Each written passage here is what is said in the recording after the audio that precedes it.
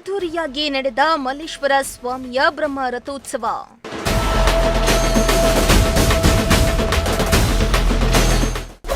ಮಲ್ಲೇಶ್ವರ ಸ್ವಾಮಿ ರಥೋತ್ಸವ ನೋಡಲು ಹರಿದು ಬಂದ ಭಕ್ತ ಸಾಗರ.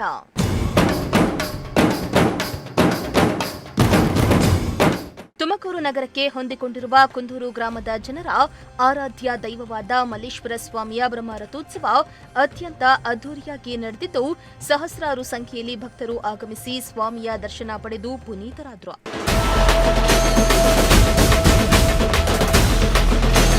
ಇನ್ನು ರಥೋತ್ಸವದ ಅಂಗವಾಗಿ ಮುಂಜಾನೆಯಿಂದಲೇ ಹೋಮ ಹವನಗಳು ಸೇರಿದಂತೆ ವಿಶೇಷ ಪೂಜಾ ಕೈಂಕರ್ಯಗಳು ನಡೆದವು. ಇನ್ನು ಮಧ್ಯಾಹ್ನ 12:30 ಸುಮಾರಿಗೆ ಅಭಿಜಿತ್ ಲಗ್ನದಲ್ಲಿ ಸಹಸ್ರಾರು ಭಕ್ತರ ಹರ್ಷೋದ್ಗಾರದೊಂದಿಗೆ ತೇರನ್ನ ಎಳೆಯಲಾಯಿತು. ರಥ ಎಳೆತಿದ್ದಂತೆ ಭಕ್ತರು ಬಾಳೆಹಣ್ಣು ದವನ ಎಸೆದು ಇಷ್ಟಾರ್ಥ ಸಿದ್ಧಿಗೆ ಪ್ರಾರ್ಥಿಸಿದ್ರು. ಇನ್ನು ಮಲ್ಲೇಶ್ವರ ಸ್ವಾಮಿ ಮಹಾನವಮಿ ಮಂಟಪದಿಂದ ನವಗ್ರಹ ವನದವರೆಗೆ ಸುಮಾರು 150 ಮೀಟರ್ ದೂರ ತೇರನ್ನ ಎಳೆದಿದ್ದು, ತುಮಕೂರು ತಹಸೀಲ್ದಾರ್ ರಾಜೇಶ್ವರಿ ಅವರು ಕೂಡ ರಥೋತ್ಸವದಲ್ಲಿ ಪಾಲ್ಗೊಂಡಿದ್ದು ವಿಶೇಷವಾಗಿತ್ತು.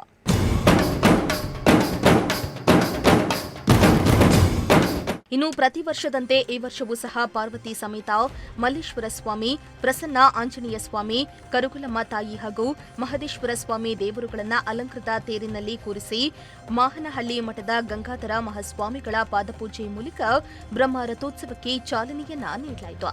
ಬಳಿಕ ಕುಂದೂರಿನ ರಾಜ ಬೀದಿಗಳಲ್ಲಿ ದೇವರ ಉತ್ಸವ ಮೂರ್ತಿಯನ್ನ ಪ್ರದಕ್ಷಿಣೆ ಹಾಕಿ ಬಳಿಕ ರಥದ ಮೇಲೆ ಕೂರಿಸಿ ತೇರನ್ನ ಎಳೆಯಲಾಯಿತು. ಇನ್ನು ರಥೋತ್ಸವದಲ್ಲಿ ಸೇರಿದ್ದ ಭಕ್ತಾದಿಗಳಿಗೆ ಅನ್ನ ದಾಸೋಹದ ವ್ಯವಸ್ಥೆಯನ್ನ ಏರ್ಪಡಿಸಲಾಗಿದ್ದು, ಸರತಿ ಸಾಲಿನಲ್ಲಿ ನಿಂತು ಭಕ್ತರು ಪ್ರಸಾದವನ್ನ ಸ್ವೀಕರಿಸಿದ್ರು. ಪಾರ್ವತಿ ಸಮೇತ ಮಲ್ಲೇಶ್ವರ ಸ್ವಾಮಿ, ಪ್ರಸನ್ನಾಂಜನೇಯ ಸ್ವಾಮಿ, ಲಕ್ಷ್ಮೀದೇವಿ, ಚೌಡೇಶ್ವರಿ, ಕರುಗುಲಮ್ಮ ತಾಯಿಯ ದೇವರುಗಳ ಒಂದು ಜಾತ್ರಾ ಮಹೋತ್ಸವ. ನಿನ್ನೆ ಅಕ್ಕಿ ಪೂಜೆ ಮತ್ತು ಕಳಸ ಒಂದು ಗಂಗೆ ಪೂಜೆ ಆಯಿತು. ಇವತ್ತಿನ ದಿವಸ ನಮ್ಮ ಮಾಕ್ನಳ್ಳಿ ಗಂಗಾಧರ ಸ್ವಾಮಿಗಳು ಉದ್ಘಾಟನೆ ಮಾಡಿರು. ಒಂದು ಹೋಮಗಳು ಆದಂಥ ನಂತರ ತಹಸೀಲ್ದಾರ್ ಆದಂಥ ರಾಜೇಶ್ವರಿ ಮೇಡಮ್ ಅವರು ಬಂದಿದ್ದರು. ರಾಜೇಶ್ವರಿ ಮೇಡಮ್ ಅವರು ಸಹ ತೇರ ಎಳೆಯೋದಲ್ಲಿ ಪಾಲ್ಗೊಂಡು 12:30ಕ್ಕೆ ಸರಿಯಾಗಿ ಶ್ರೀ ಮಲ್ಲೇಶ್ವರ ಸ್ವಾಮಿ ಹಾಗೂ ಆಂಜನೇಯ ಸ್ವಾಮಿಯ ಬ್ರಹ್ಮ ಮಹೋತ್ಸವವನ್ನು ಇಂದು ಆಚರಿಸಲಾಯಿತು. ಜನ ನಮ್ಮ ಗ್ರಾಮಸ್ಥರು, ಅಕ್ಕಪಕ್ಕ ಗ್ರಾಮಸ್ಥರು, ಭಕ್ತಾದಿಗಳೆಲ್ಲ ಸೇರಿ ಸರಿಸುಮಾರು ಒಂದು 5,000 ಜನ ಜಾಸ್ತಿ ಇತ್ತು. ದಾಸೋಹನೂ ಇದೆ. ದಾಸೋಹ ಇನ್ನೂ ನಡೀತಾ ಇದೆ. ಇನ್ನು ಡೈಟು ಇದೆ. ನಿನ್ನೆನೂ ನಿನ್ನೆಯಿಂದ ದಾಸೋಹ ನಡೀತಾ ಇದೆ. ಸುಮಾರು ನಿನ್ನೆ ಒಂದು 1,000 ಜನ ಊಟ ಮಾಡಿದೆ. ಇವತ್ತೊಂದು 5,000 ಜನ ಊಟ ಮಾಡಿದೆ.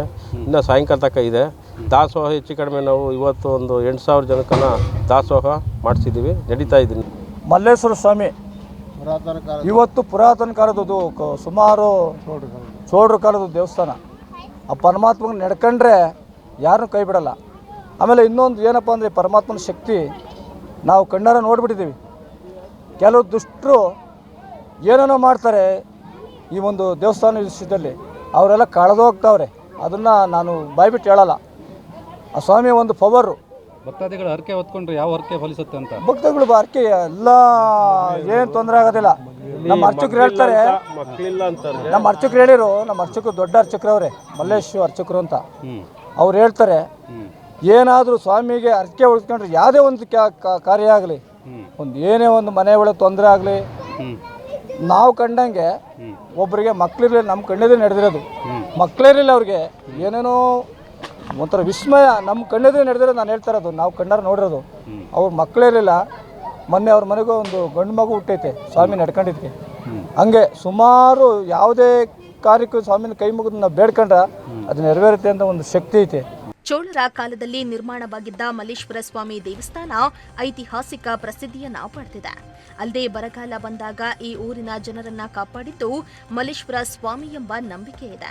ಊರಿನ ಜನರಿಗೆ ಕಷ್ಟ ಕಾರ್ಪಣ್ಯಗಳು, ರೋಗ ಭೀತಿ ಬಂದಾಗ ಮಲ್ಲೇಶ್ವರ ಸ್ವಾಮಿ ಹಾಗೂ ಆಂಜನೇಯ ಸ್ವಾಮಿ ದೇವರು ಶ್ರೀರಕ್ಷೆಯಾಗಿದ್ದಾರೆ ಎಂಬ ಅಚಲ ನಂಬಿಕೆ ಇಲ್ಲಿನ ಜನರಲ್ಲಿದ್ದು, ಹೀಗಾಗಿ ವರ್ಷಕ್ಕೊಮ್ಮೆ ದೇವರನ್ನ ರಥದಲ್ಲಿ ಕೂರಿಸಿ ತೇರನ್ನ ಎಳೆದು ಅನ್ನ ದಾಸೋಹ ಮಾಡಿ ದೇವರ ಕೃಪೆಗೆ ಪಾತ್ರರಾಗ್ತಾರೆ.